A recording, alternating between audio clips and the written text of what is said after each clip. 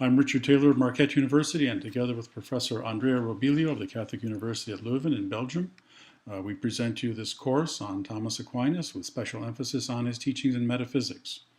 These first 4 lectures concern special topics in Aquinas that touch on metaphysics but deal with other topics as well. And in today's lecture, I'm going to be considering the issue of philosophy and religion. Pardon me. And particularly, I'm going to focus on philosophy and religion as set forth by Aquinas in his Summa Gentiles, Book 1, chapters 1 through 8. A very similar account can be found in his Summa theologiae, which was written much later. And the video on that second reading from the question 1 of the prima pars of the Summa theologiae will be a somewhat briefer video. This will be a bit longer because many of the things taken up in the Summa theologiae, which we'll be seeing in the second video, have already been taken up here in some detail.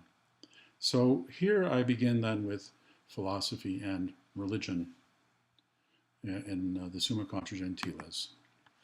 Now, Summa Gentiles 1:1, that is Book 1, Chapter 1, is on the office of the wise, or the wise person. We often say the wise man, but of course I remind you that we change our language in English these days, not so much to speak of man or men, but rather to have a more welcoming and more open approach to speak of a wise person or a wise human being, etc. And that's something which students need to become accustomed to doing, to use gender neutral or welcoming language, so to speak. At any rate, here I phrase this then as the office of the wise. And I want to speak about Aquinas' sources in Aristotle and Avicenna. Now, the term sapientia is the Latin term for wisdom. In Greek, this is Sophia, and in Arabic, it's hikmah. And so this is the term wisdom. This is discussed by Aristotle at considerable length in Metaphysics, Book 1, chapters 1 through 3. And so I urge you to have a look at that. In that context, then, Aristotle is talking about wisdom and the slow garnering of wisdom. He talks about those who are craftspeople and are able to understand things through experience. But the wise person goes beyond that, according to Aristotle, in the beginning chapters of his first book of the Metaphysics. The wise person goes on to something much more transcendent, and that is the wise person has science and not just habitual understanding of custom. And with that science, the wise person is able to proceed in natural philosophy to the point of coming to understand that it's necessary to assert that there exists something beyond natural philosophy, something immaterial. And so, according to Aristotle, the wise person is the one who knows the greatest causes of all things. And in the account of the metaphysics, then, to know the greatest causes of all things is in some way going to mean involving knowing the highest immaterial causes, the separate intellects that are the causes of the eternal motion of the universe, and which through that motion communicate the possibility of life to other things here on the sublunar realm, the realm below the sphere of the moon. In Contra Gentiles 1:1, paragraph 4, Aquinas writes the following: appropriately, therefore, is the twofold office of the wise man, duplex sapientis officium. Notice the use of the term wise man here, which we would want to edit out these days, given our linguistic preferences and our attempt to have gender neutral or gender welcoming language. So one might say the wise person. So appropriately, therefore, is the twofold office of the wise person, shown from the mouth of wisdom in our opening words, to meditate and speak forth of the divine truth, which is truth in person. Wisdom touches on this in the words, my mouth shall meditate truth, and to refute the opposing error, which wisdom touches on in the words, and my lips shall hate impiety. Close quote. Now notice what Aquinas is doing. He's talking about the wise man here, but he immediately puts this into connection with Christian theological doctrine. And so, of course, in Christian theological doctrine, truth is also identified with God, and wisdom is as well. But of course, the person of Jesus Christ is understood theologically as the Word. And it's very important for Aquinas to put it in this context.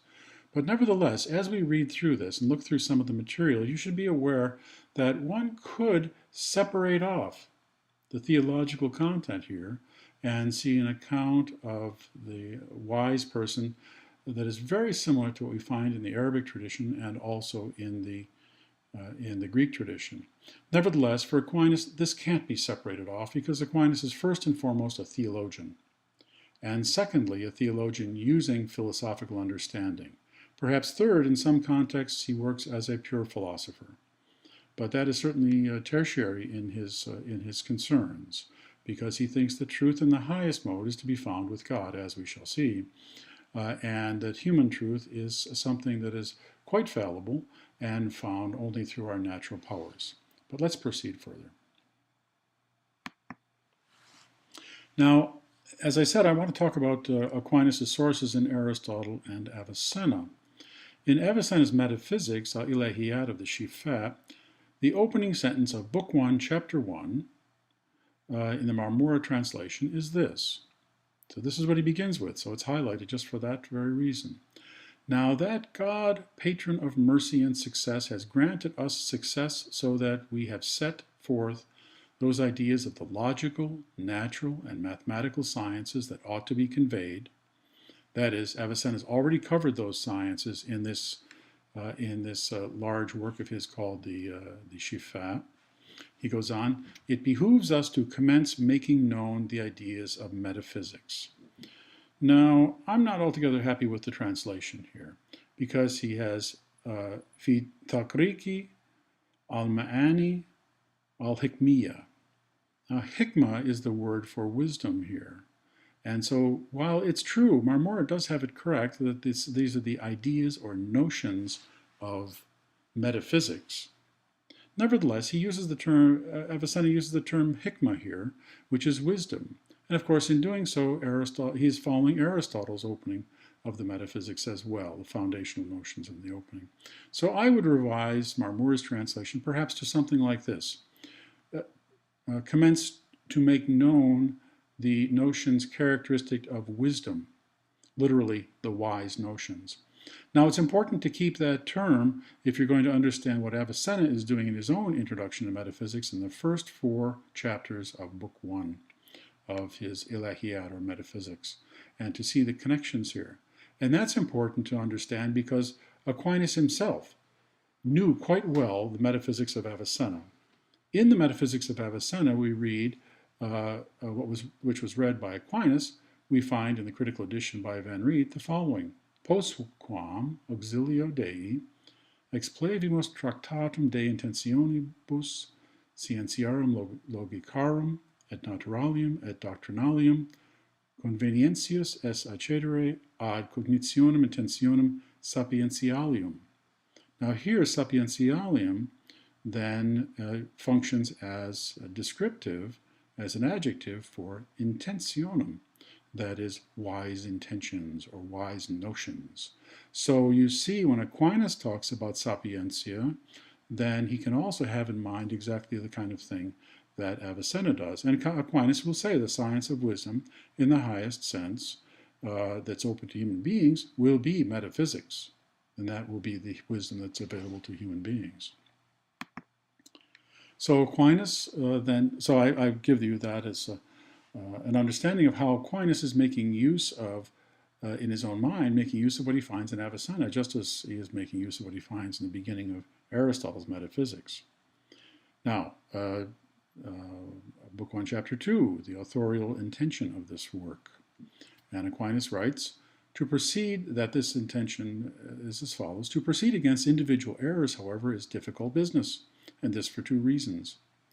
In the first place, it's difficult because the sacrilegious remarks of individual men who have erred are not so well known to us, so that we may use what they say as the basis of proceeding to the refutation of their errors. This is indeed the method that the ancient doctors of the Church used in the refutation of errors of the Gentiles. So they used the remarks of individual people and responded to them. The doctors of the Church did early on. He goes on, for they could know the positions taken by the Gentiles, since they themselves had been Gentiles, or at least had lived among the Gentiles and had been instructed in their teaching. He proceeds, again explaining the method and his intention in this work. He continues, in the second place, it's difficult because some of them, such as the Mohammedans and the pagans, do not agree with us in accepting the authority of any scripture by which they may be convinced of their error. And of course, the scripture for Muslims is the Quran, and the Quran is not accepted by Christians, and while Aquinas seems not to be aware of it, much of the scriptures, certainly the Old Testament and some accounts of the life of Jesus, are accepted as important by Muslims. But Aquinas is not aware of that. We'll see other difficulties in Aquinas' understanding of Islam later. He goes on, thus, against the Jews we are able to argue by means of the Old Testament. And of course, the argumentative foundation then for them will be that, in fact, both groups, Jews and Christians, commonly accept the Old Testament, and on the basis of that proceed to further discussions. He continues, while against heretics we are able to argue by means of the New Testament. Heretics are those who went contrary to the teachings of the New Testament. He goes on, but the Muslims and pagans accept neither the one nor the other. So there's no common argumentative foundation in order to begin a dialectical or even demonstrative account in this. We must therefore have recourse to natural reason, to which all men are forced to give their assent. However, it is true in divine matters, the natural reason has its failings. So two things here then. The foundation for this work will be argumentative natural reason. And further, we have to understand the imperfection of human natural reason. Aquinas later, as we'll see shortly, will argue that this natural imperfection of human reason leads to the understanding of why God provides revelation to human beings. And we'll see the details for that, but namely because not everyone is capable of this, nor does everyone have time for this, nor do people have the ability to continue the habits and long hours and difficulties and years even to understand philosophical matters through natural reason. So they're extremely difficult, but we'll see that a bit later. He continues then in paragraph 4. Now, while we are investigating some given truth, we shall also show what errors are set aside by it, and we shall likewise show how the truth that we come to know by demonstration is in accord with the Christian religion. Close quote. Now, note what's going on here. There is a denial of double truth here.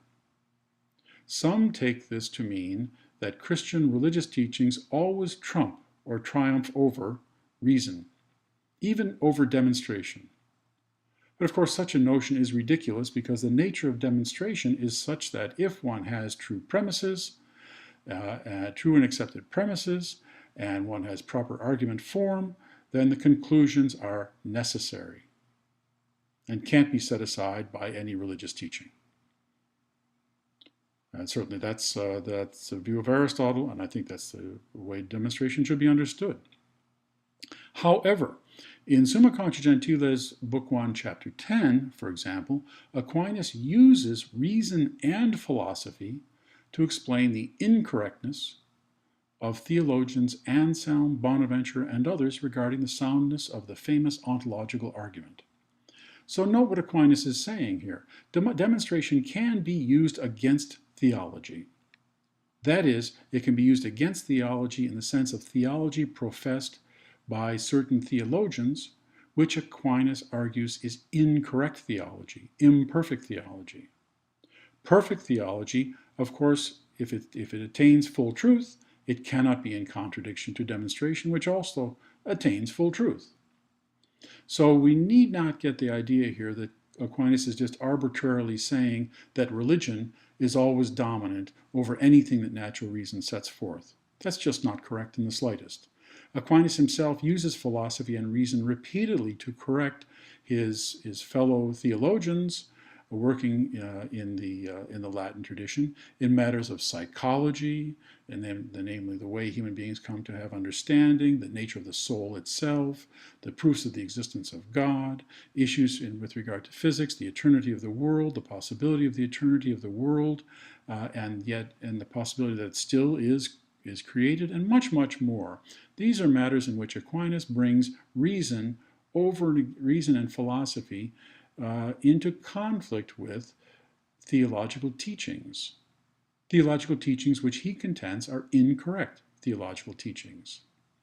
So Aquinas is not being superficial here in the sense of just saying that religion will always dominate in these matters. True religion, absolutely true religion, and known to be true, certainly that would be the case. But he clearly uses philosophy again and again to correct those who do theology that is not in accordance with demonstration. Now, Summa contra Gentiles, Book 1, Chapter 3, How Divine Truth is Made Known. You already have hints at this now. There's some way that divine truth is made known through human reasoning, but there's also divine truth made known through revelation. And of course, that's what is precisely the kind of thing he's going to do. So we see in paragraph 2, quote, there is a twofold mode of truth in what we profess about God. Some truths about God exceed all the ability of human reason. Such is the truth that God is triune, or three in one. So the doctrine of the Trinity exceeds the truth that is available to human reason to understand through natural human reason. He goes on, but there are some truths which the natural reason is able to reach, such that God exists, that he is one, and the like. In fact, such truths about God have been proved demonstratively by the philosophers guided by the light of the natural reason. Note what he says then. These things can be proven by philosophers guided by the light of natural reason. So these are available to us, but there are things that are beyond that are not available to us. Now I want to make a remark here relating to the Islamic philosophical tradition so we can understand this a bit better, because Aquinas is drawing on that, especially when he says by the philosophers. Quite commonly what he means by the philosophers are Avicenna, Averroes, and others, as well as Aristotle, of course, too. But there's a difference in the approach of these classical, what we would call the classical rationalist philosophers of Islam. Starting with the thought of Al-Farabi, there's an important distinction drawn between theoretical science and practical science.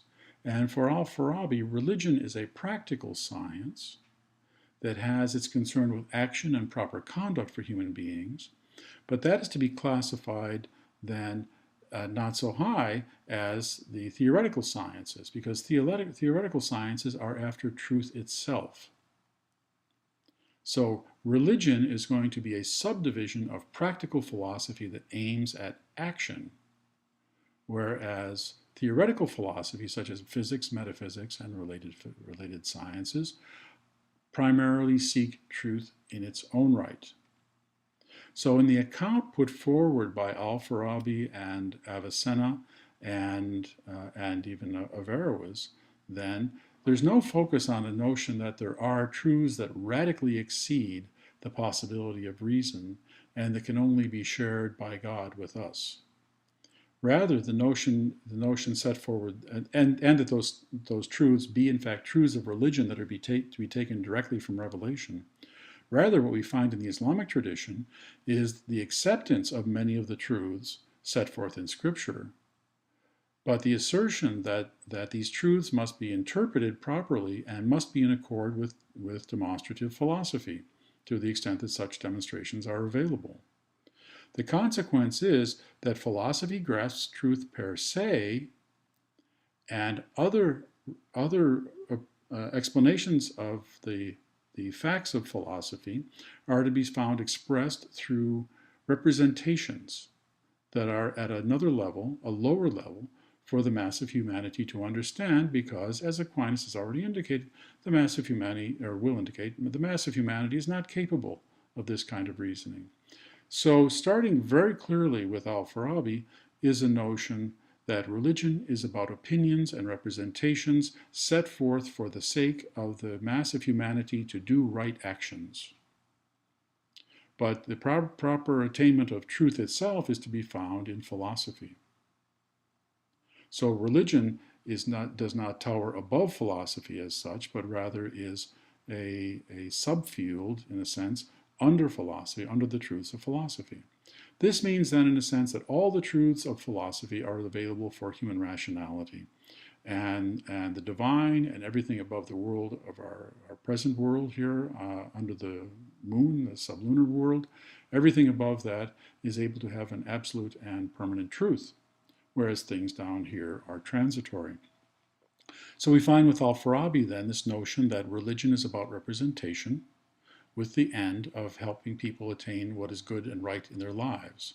We find the same thing in Avicenna, expressed in his own way, perhaps with a bit more emphasis on the value of religion itself. But nevertheless, Avicenna will reinterpret religious truths to be in accord with what he has found in his demonstrative accounts in philosophy.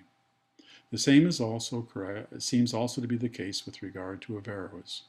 So this notion of, now I should mention though, I'm only talking about the philosophers. The theologians of Islam would not agree with this, but the philosophers are the people that Aquinas is reading, not the theologians of Islam. So, as I say then on the PowerPoint here then, notice what Aquinas is doing. While he holds that some truths surpass human reason, Aquinas is not saying that some truths about God surpass all rationality. Rather, there are truths about God that are just beyond the reach of the natural powers of human rationality. That's the view of Aquinas. And I think I mentioned this at our last class meeting, that Aquinas has the view that God is through and through rational. But we are not able to see God's rationality directly through our own weak powers, which we'll get into shortly. Well, in fact, that's my next slide here, isn't it? My remarks at our last class meeting are relevant simply because God, on the accounts of Aquinas and the philosophers of the Arabic tradition whom he read in translation, is rationality, par excellence, and not something that transcends being, thought, and intellectual expression. The latter may well be the case for thinkers of the Eastern Greek Orthodox tradition, for thinkers of the Islamic theological and mystical traditions perhaps as well, and perhaps even for some mystical thinkers of the Western Christian tradition. Aquinas, of course, knew of thinkers of his own Latin tradition and of the Eastern tradition who denied that God could be knowable by humans under any circumstances, a position that's reflected in Pseudo-Dionysius, whom Aquinas had to reinterpret on this matter very, very carefully. But we'll get into this later on in the course. So, how divine truth is made known to us. So, in contrast to this notion of the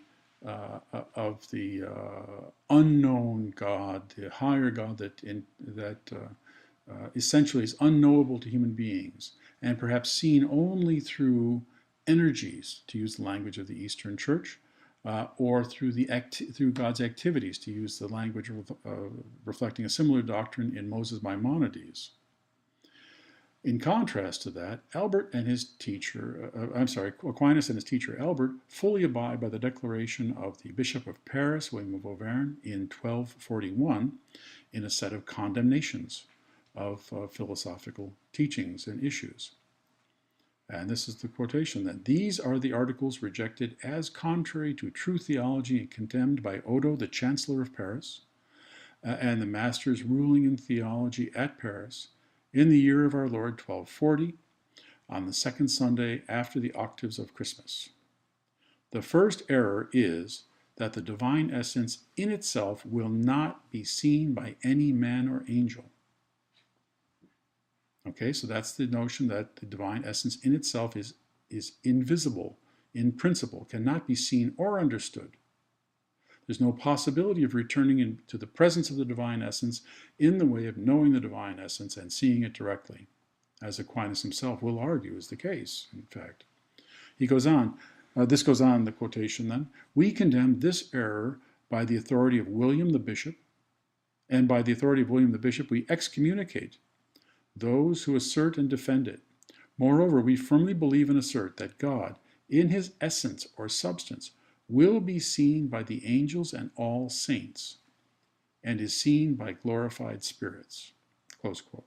So that is from the charter of the University of Paris, as you can see from the reference. And you are welcome to pursue that further at the URL indicated. So this notion then of the knowability of God is something essential to discussions in the Christian Church in the early 13th century. So much so that in 1241 this condemnation is issued by William of Auvergne, Bishop of Paris. Aquinas himself, writing on this issue shortly after this, in about 1252 or 1253, in his commentary on the sentences of Peter Lombard, will in fact explain in detail how it is that the divine essence can be known by human beings. And he'll do so by drawing upon philosophers from the Arabic tradition to provide him with a model by which he can express this Christian doctrine. So it's quite interesting that at the very heart of this doctrine, so essential to Christianity, is a consideration of a model coming from the Arabic tradition. And if you're interested in pursuing that a bit more, I can give you some references to some recent literature on that. But let's proceed. So Aquinas then says, and we have this all set up then, in paragraph 3 of Summa contra Gentiles 1, chapter 3, quote, that there are certain truths about God that totally surpass man's ability appears with the greatest evidence. All right. So in that there are truths in principle that absolutely surpass all human intellectual understanding is asserted here. Now that was not necessarily asserted in the same way by thinkers of the Arabic tradition. And that's something we can take up again perhaps in our discussion time this week in class. So of course, as I said in the last class, the human intellect is unable to comprehend God, and that's language Aquinas uses here, comprehend God, since God is so far above the abilities of human intellectual thought. In fact, no creature, that is, watch how I change this, no effect, can fully comprehend intellectually God, its creator, that is, its cause, because to comprehend the essence of anything is to understand its essence through the thing's cause. That's Aristotelian. God, of course, is not, properly speaking, self-caused, but rather uncaused. Consequently, there is no demonstration propter quid, or dihoti, of the very essence of God. This was well known to Pseudo-Dionysius and others of the Christian and Arabic traditions. It follows the accounts of method in the posterior analytics of Aristotle regarding demonstration.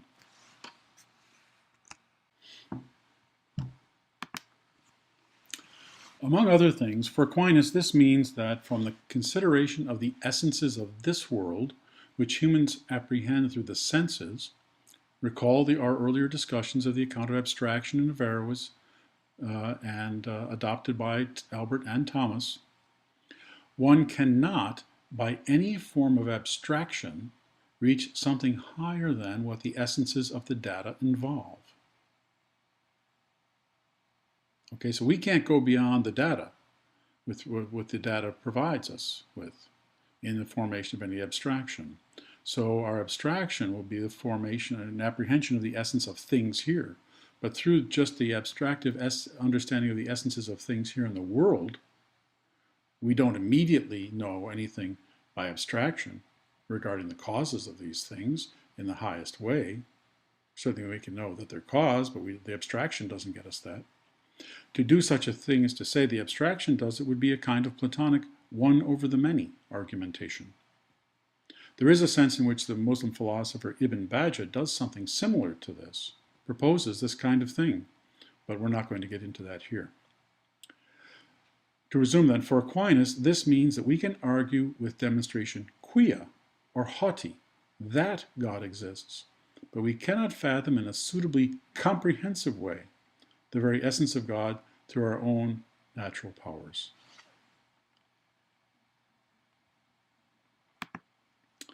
This is what Aquinas indicates when he writes the following, and this is in our text assigned for today.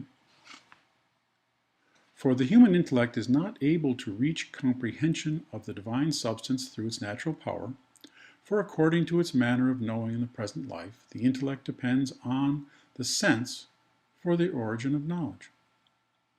And so those things that do not fall under the senses cannot be grasped by the human intellect, except insofar as the knowledge of them is gathered from sensible things.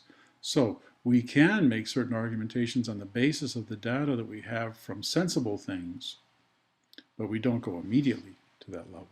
And he continues then, now sensible things cannot lead the human intellect to the point of seeing in them the nature of the divine substance, which I just said. For sensible things are effects that fall short of the power of their cause. As I said, the essences of sensible things do not reveal the essences of their causes. Yet, he goes on, yet beginning with sensible things, our intellect is led to the point of knowing about God that he exists, and other such characteristics that must be attributed to the first principle. There are, consequently, some intelligible truths about God that are open to the human reason, but there are others that absolutely surpass its power. So, of course, he's talking about here the distinction between demonstration quia and propter quid. Demonstration quia means that we can demonstrate the fact that God exists without penetrating into understanding with full comprehension the essence of God, since to do such understanding with full comprehension would mean to have a knowledge of the cause. And that's impossible in this case. So as you know from the assigned reading, Aquinas also holds that there is a gradation of intellects. The lowest is human, which functions by means of abstraction. The middle is angelic, and to the philosophers these are the separate substances which are pure intellect without matter, and they are involved in the causation of the eternal movement of the heavens, according to the philosophers of the Arabic tradition, and Aristotle in some way. And finally, the highest of all is the divine intellect, which has the most noble knowledge of the most noble reality, which is God's very self, God in God's very self. Since God in the philosophers of the Arabic tradition and in Aristotle and in Aquinas, God is rationality par excellence, the highest possible object of knowledge, an immaterial intellect in the fullest sense. So regarding this, Aquinas writes the following, quote, by his natural knowledge, the angel does not know what God is, by his natural knowledge, since the substance itself of the angel, through which he is led to the knowledge of God, is an effect that is not equal to the power of its cause. Hence the angel is not able, by means of his natural knowledge, to grasp all the things that God understands in himself. Nor is human reason sufficient to grasp all the things that the angel understands through his own natural power. Of course, the reason for that is that the angel is through and through intellect and only intellect and does not need the abstractive knowledge by abstraction from a sense perception of things in the world. These things are pure intellects, as Aquinas reads in the Arabic tradition. They are pure intellects and they already have knowledge within them.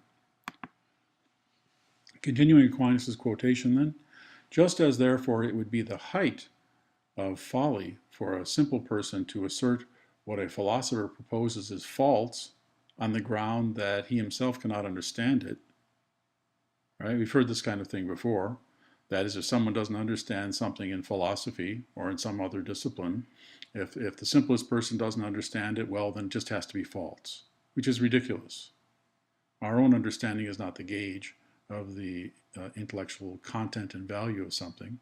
Rather, our own understanding may not come up to the ability to do that. So, start again. Just as, therefore, it would be the height of folly for a simple person to assert what a philosopher proposes is false on the ground that he himself can't understand it, so, and even more so, It is the acme of stupidity for a human being to suspect as false what is divinely revealed through the ministry of the angels simply because it cannot be investigated by reason.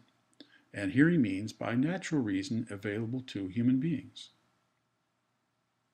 So on the account that he's given and the role that angels play in the theological approach that he's taking in this work, and he does assume the correctness of Catholic teaching in this matter, then on the basis of this, it would be ridiculous to say that we don't believe or know something just because we can't understand it. That is, we can come to know it if it's provided to us by another source that is above human reason. So although Aquinas uses it only for illustration, then note this remark, that it would be the height of folly for a simple person to assert that what a philosopher proposes is false on the ground that he himself cannot understand it. This is particularly interesting. You might also note this remark about the weakness of human intellectual powers, which Aquinas repeats in several places. Quote, "The same thing, moreover, appears quite clearly from the defect that we experience every day in our knowledge of things. We do not know a great many of the properties of sensible things, and in most cases we are not able to discover fully the natures of those properties that we apprehend by the sense." I'm going to pause there for a moment. You can substitute, if you wish, essences for the word natures here. That is, in most cases, we are not able to discover fully the essences of those properties that we apprehend by sense.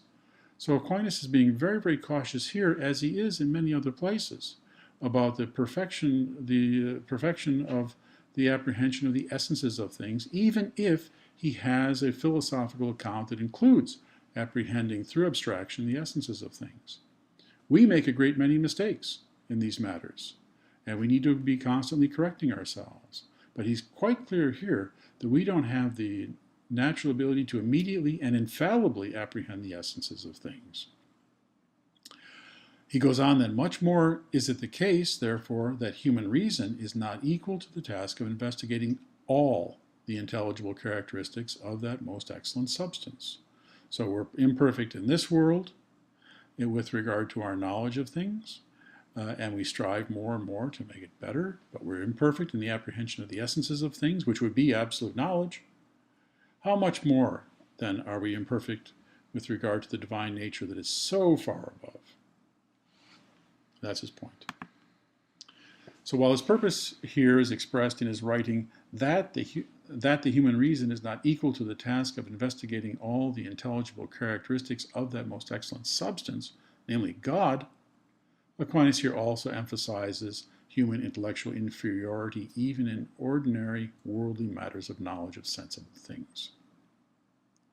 This inadequacy on the part of human powers is further explained in chapter 4, where Aquinas acknowledges, quote, "There exists a twofold truth concerning the divine being, one to which the inquiry of reason can reach, the other which surpasses the whole ability of human reason. It is fitting that both of these truths be proposed to man divinely for belief." So he's asserting then that this be something that human beings should apprehend by belief, both kinds of truths, both truths that are available to human beings and truths that transcend. In this context, then, he then states, there are three reasons why most men are cut off from the fruit of diligent inquiry, which is the discovery of truth. And these 3 points are simply, 1, there's a lack of natural disposition in knowing. Not everyone is capable of this kind of thinking that goes into complex science or even philosophy that is much more complex than science. The second reason, the imposition of the needs of life. That is, we have needs in life. We need shoes, we need clothes, we need food, we need heat, etc. to live. And for some people, these are more difficult to obtain than others. Without these available, then the necessary leisure for philosophy and the study of the sciences is not available. And finally, third, indolence regarding the labor of philosophy. That is, people don't work hard enough at it. Now, Since this is not open to all, and note, this is similar in some respects to the view of Averroes, namely that the majority are unable to attain high philosophical knowledge, and that goes for Avicenna and Al-Farabi as well. Aquinas then writes, if the only way open to us for knowledge of God were solely that of reason, the human race would remain in the blackest of shadows of ignorance. For then the knowledge of God, which especially renders man perfect and good, would come to be possessed only by a few, and these few would require a great deal of time in order to reach it. Close quote. Now this is an interesting point, especially to make in relation to the philosophers of the classical rationalist period, approach or tradition in the Islamic tradition. And that is, this sort of thing is stated quite directly by Al-Farabi, who holds in his Risala fil Aql, or his treatise on the intellect, that in fact only certain select human beings develop into having a kind of eternality and proximity to the separate age and intellect through the attainment of knowledge and the gradual dematerializing of the human soul and intellect. That's the doctrine of Al-Farabi expressed in that work and perhaps in some others as well. Avicenna as well, you'll recall from our brief discussions of Avicenna, that for Avicenna, the human being is the rational soul, first and foremost, as well. So our attainment of the perfection of this will require, though, for Avicenna, the assistance of something higher. All right, so let me carry on then. Pardon me. Thus, the difficulty, we're still in how the truth is made, divine truth is made known, in Book 1, Chapter 3. Thus, the difficulties of human weakness in judgment, falsehoods mixed into our arguments, and more of the like make philosophical and scientific knowledge of all that we should know for our perfection impossible, perhaps even for the wise, who are yet nevertheless imperfect. Hence Aquinas writes, quote, that is why it was necessary that the unshakable certitude and pure truth concerning divine things should be presented to men by way of faith. I want to pause for a moment here and take note of the kind of arguing he's doing here. That is, for the fulfillment of the human being, then, given the fallibility of human beings, it seems that the necessary truth should be presented to human beings by way of faith, or we might say by revelation. This is precisely the sort of thing Avicenna says in the last book of his Ilahiat, or Metaphysics, where he deals with this matter. And he also says the same sort of thing in a short treatise on the proof of prophecy. That human fulfillment requires such a thing indicates, since God, in a sense, seeks to bring about perfection in everything that is available, then it seems required. It seems a proof of prophecy. There's a proof of prophecy from the very need that human beings have to be fulfilled and complete and perfect human beings to the extent that they can in their imperfection. So Aquinas is doing something that is already found, or that he found, in fact, to read in the Latin translation of the last book of Avicenna's Metaphysics.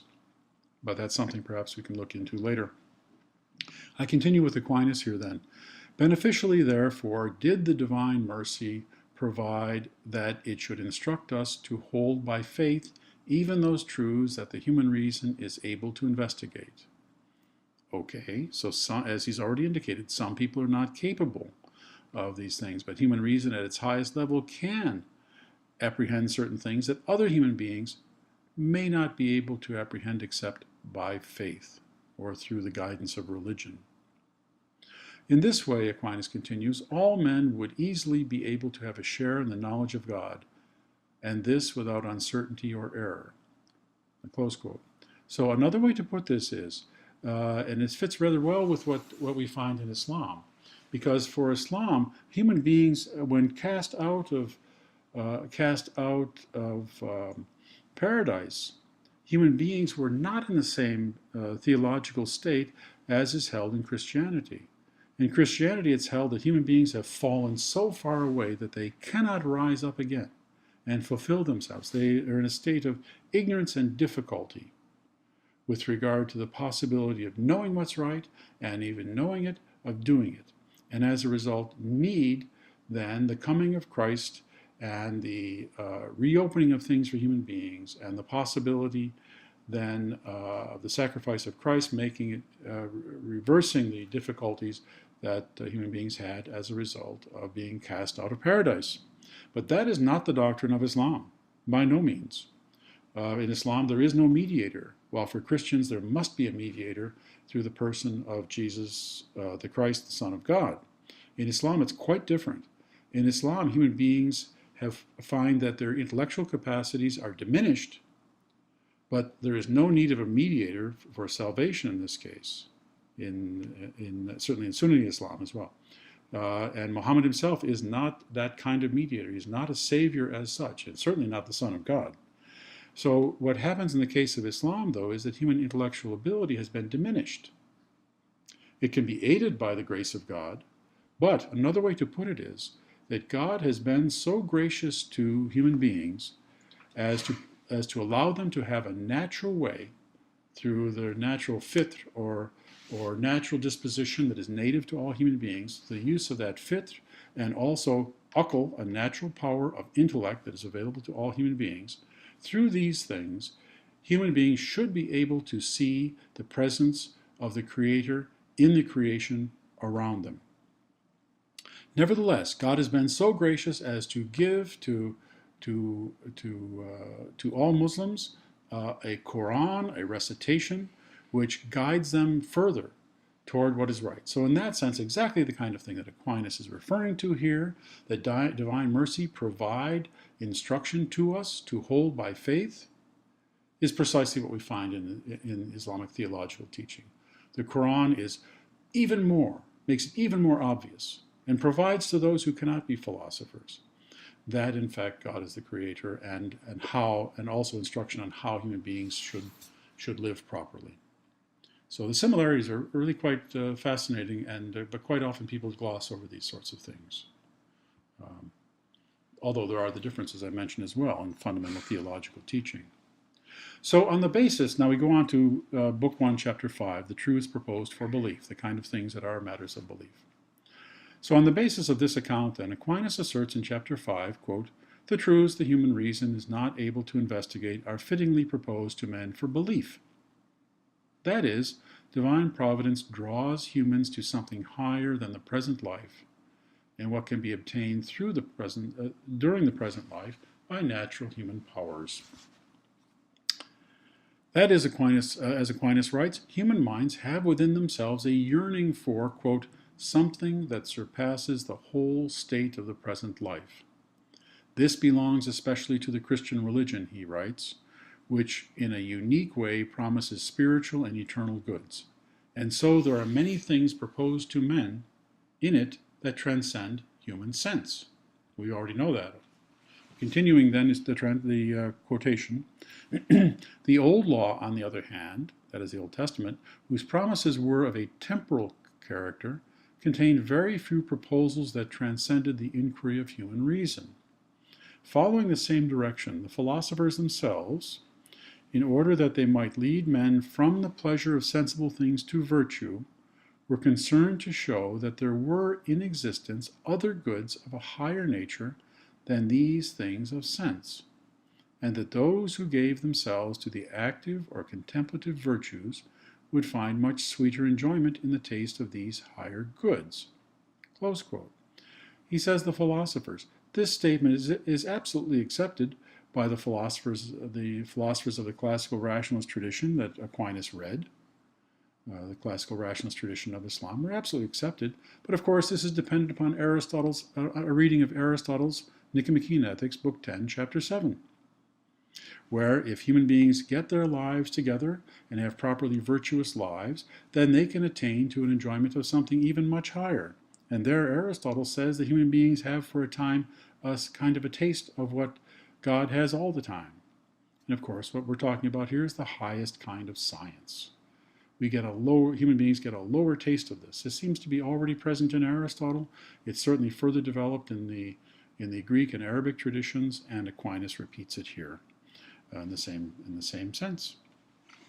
Further, the desire for things beyond the ordinary mortal life of humans is reflected in Aristotle himself, who quote, said, this is Aquinas, says that man should draw himself toward what is immortal and divine as much as he can. And of course, this is the quote. This is the text of Nicomachean Ethics 10:7, Aristotle's Nicomachean Ethics 10:7, which Aquinas cites here. And Aquinas then continues, ending the quotation with Aristotle, but Aquinas, I'm sorry, I have a typo here. I say, and so Aquinas says, that should be Aristotle. That's a correction. I'll have to make that correction later. And so Aristotle says in the De Animalibus that although we know of the higher what we know of the higher substances is very little, yet that little is loved and desired more than all the knowledge that we have about less noble substances. Aquinas continues, Aristotle, also says in the De Caelo et Mundo that when questions about the heavenly bodies can be given even a modest and merely plausible solution, he who hears this experiences intense joy. For all these considerations, it is clear that even the most imperfect knowledge about the most noble realities brings the greatest perfection to the soul. This phraseology, I must say, this phraseology comes straight out of the opening chapters of Book 1 of Aristotle's Metaphysics. That even some small thing of the greatest realities leads to perfection. This is what Aquinas is reflecting here. Therefore, although the human reason cannot grasp fully the truths that are above it, yet if it somehow holds these truths at least by faith, it acquires great perfection for itself. Close quote. Now, of course, Aquinas has already established that truths come to human beings through faith. We might not view it quite the same way these days, but let's just put it this way. If things are known to be true, and if what faith proposes human beings accept, perhaps through to put it in a Christian context, through grace, then of course to apprehend and know these brings greater perfection to the human being. That's Aquinas' point. Now, chapter 6 of Summa Theologiae, Book 1, affirming truths through faith is not foolishness. So in chapter 6, Aquinas reasons that faith in what surpasses human reason is not foolishness in the context of the Christian faith. And then he adds, and we have to look at this quite carefully. Then he adds in an altogether anti-ecumenical tone, quote, on the other hand, those who founded sects committed to erroneous doctrines proceeded in a way that is opposite to this. The point is clear in the case of Muhammad. He, Aquinas writes, seduced the people by promises of carnal pleasure to which the concupiscence of the flesh goads us. His teaching also contained precepts which were in conformity with his promises, and he gave free rein to carnal pleasure. In all this, as not unexpected, he was obeyed by carnal men. As for proofs of the truth of his doctrine, he brought forth only such as could be grasped by the natural ability of anyone with very modest wisdom. Now I pause here for a moment. The proofs, many things are confused here in Aquinas' part, but of course the philosophers of Islam would say that of course the promise of pleasures of the flesh, in fact, are representations. It's precisely what I indicated earlier. These are representations made to people at a level that they can understand. And so these are representations of the ultimate fulfillment that is available to human beings. And as for the proofs of the truth of his doctrine, one thing should be kept in mind. Aquinas is to some degree on track here, because Muhammad is not, the proof of Muhammad's prophecy is not the miracles performed by Muhammad, but rather the proof of the prophecy is the Quran itself, that was not brought about by Muhammad, but was recited by Muhammad at the command of the angel Gabriel as the words coming from God himself. So in Islam, there is not a strong, certainly in Sunni Islam, there is not a strong emphasis on miracles as such. The miracle itself is the graciousness of God to provide human beings with the Quran. Now, this is very much in contrast to Christian teaching. Christian teaching has God intervening in the world quite often through miracles and saints and much more. There is something of that in other aspects of Islam, not in Sunni Islam so much, but there's some of this in Shiite Islam, Ismaili Islam, and some other approaches to Islam as well. So there's a plurality of approaches, but this is not found in, for example, Wahhabi Islam as practiced and promulgated by those in Saudi Arabia at this time. But we can perhaps talk about that another time. Back to Aquinas. Continuing with Aquinas then, indeed, the truths that he taught, he mingled with, this is his inaccurate approach and his own attack on Islam and Muhammad.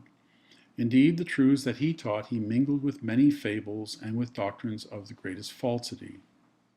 He did not bring forth any signs produced in a supernatural way, which alone fittingly gives witness to divine inspiration. That's absolutely false, according to Muslims. That is, Muhammad did not need to bring forth supernatural signs. Muhammad brought forth, thanks to God, the Quran, which Muhammad recited. Aquinas is insisting here that it's necessary to have miracles. Sunni Islam is quite against that notion. But Aquinas goes on. For a visible action that can be only divine reveals an invisibly inspired teacher of the truth. And of course, in Islam, the reasoning is that the Quran itself is, in fact, a sign of the invisibly inspired teacher of truth, namely God. But Aquinas is working with a very, very limited understanding of Islam, and he also views Islam as antithetical to Christianity, not understanding that many Christians live under Islam and are regarded as people of the book and are honored, as were Jews as well. But Aquinas can't understand this in his own time and in his own context. I continue with Aquinas then. On the contrary, Muhammad said that he was sent in the power of his arms, which are signs not lacking even to robbers and tyrants. This is just an ad hominem argument. It's too bad. But this is a culturally conditioned reasoning on the part of Aquinas. What is more, no wise men trained in things divine and human, believed in him from the beginning. And that's just false. That's just quite false. But we continue, because I don't want to gloss over this. I think this is quite important in understanding Aquinas' approach and the inadequacies of his understanding here. I continue then. Those who believed in him were brutal men and desert wanderers, utterly ignorant of all divine teaching, through whose numbers Muhammad forced others to become his followers by the violence of his arms. That's false. There were some instances of forced conversion in Islam, even instances of forced conversion in Andalusia, where Averroes was, and at the time of Averroes as well. Nevertheless, this is not common in Islam. In fact, the Quran itself indicates that that there is no force to be used in matters of religion. But Aquinas is unaware of these things. Nor do divine pronouncements on the part of preceding prophets offer him any witness. Islam says, of course there's witness. The first Muslim was Abraham. But this is a completely different theological approach we find in Islam.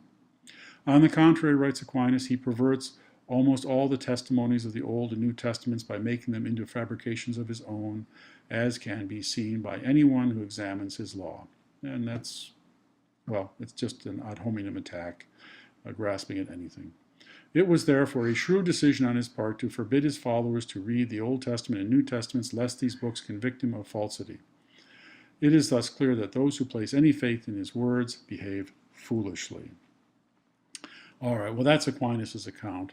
But of course, Muslims did look at New Testament and Old Testament. Muslim scholars looked at Old Testament and New Testament documents as well. But the teaching of Islam is that Islam, in fact, is the culmination of these and the proper interpretation of these texts. But enough of this.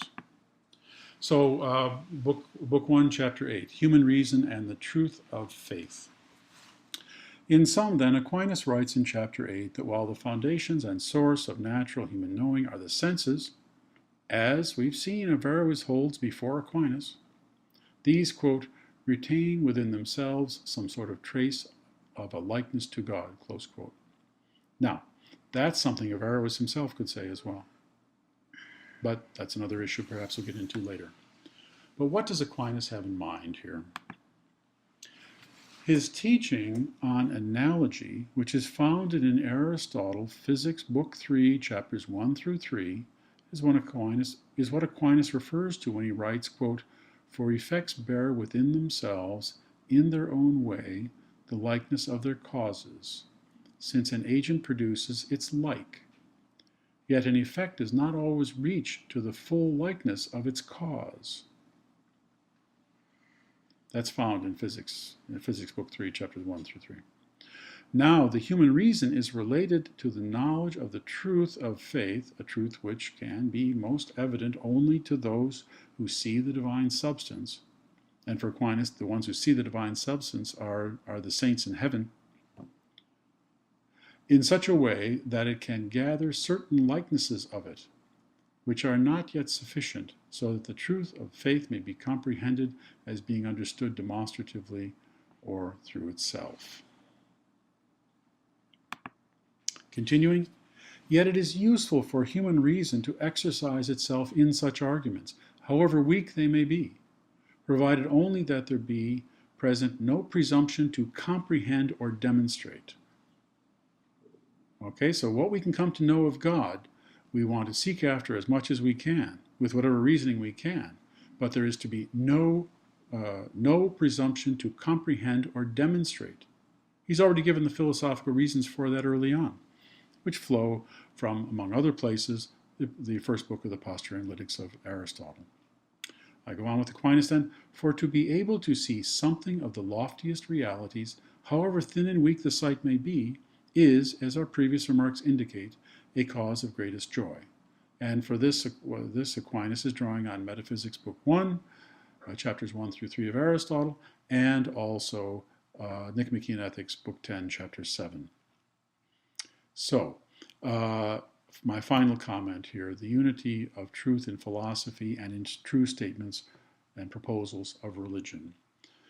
This is the approach of Aquinas. That is, the approach of Aquinas is that there are truths that transcend natural human knowing, and in fact transcend all human knowing through our own powers. But some of those truths then all of those truths are rational in themselves, and they can be shared with us by God if God chooses to do so in the next life. Now, this is something we can perhaps talk about later, but already this has become a very long lecture, and I'll pause here. Now, the next lecture will be on the Summa theologiae of Aquinas, the prima pars, and it's question 1, and it will be somewhat briefer because many of the things that he says there, he draws from his account that we've just been through. So that is next coming up. Thank you very much.